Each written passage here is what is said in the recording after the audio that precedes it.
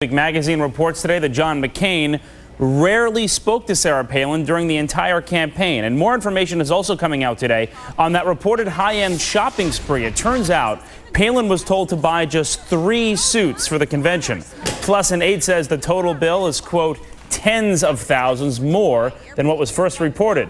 Those juicy little tidbits and much more, all a part of Newsweek's exclusive behind-the-scenes reporting from the McCain and the Obama camps. Katie Connolly was part of that special team of reporters who was granted year-long backstage access to the campaigns. Hi, Katie. Good morning. How are you? So you had to keep all of this confidential. That was part of the deal, right? Until the day after the polls close. That's exactly right. We had made an arrangement with the campaigns that we would embargo all of the information they gave us until the campaign was over. We could probably chat for a few hours about this with some of your best stories, but lay it out for me. Let's talk about Sarah Palin first. What is your best Sarah Palin story that we never heard about, but you were biting your tongue to tell us?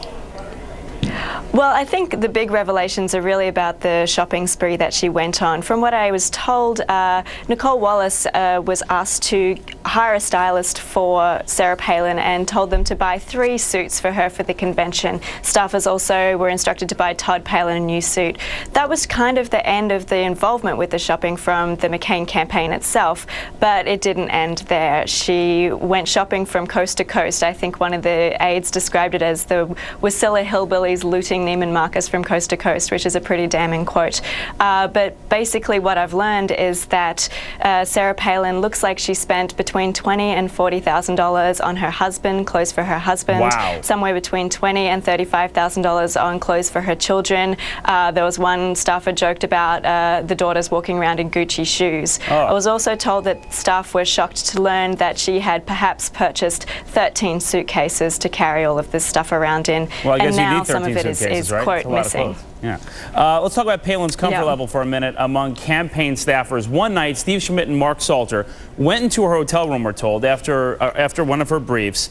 Apparently, she was only wearing a towel and her hair was still wet. And she told them to chat with her husband, Todd. I'll be just a minute, she said.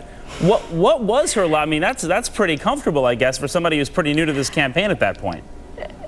Yeah, I mean, I don't think anybody ever questioned that Sarah Palin is an incredibly confident woman, and she was not fazed at all by joining the McCain campaign. You know, there's also stories of her kids sort of taking over the Straight Talk Express, which Senator McCain really enjoyed, although changing diapers on the Straight Talk Express was kind of a new experience for all of those guys, I guess. What about this report that she barely ever talked to John McCain? What was that relationship really like behind the scenes?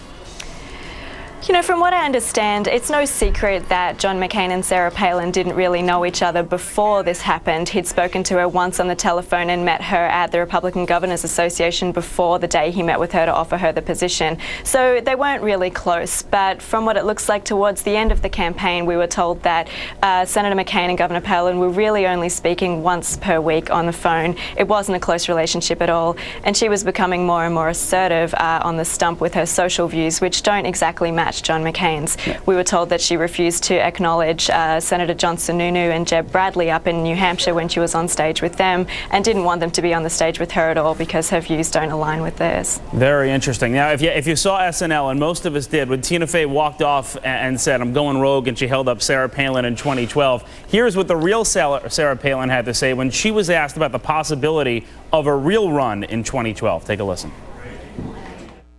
Seems like it's so far. 2012, we'll be enrolling him in kindergarten. She'll be heading to what, about 5th grade, 6th grade by then.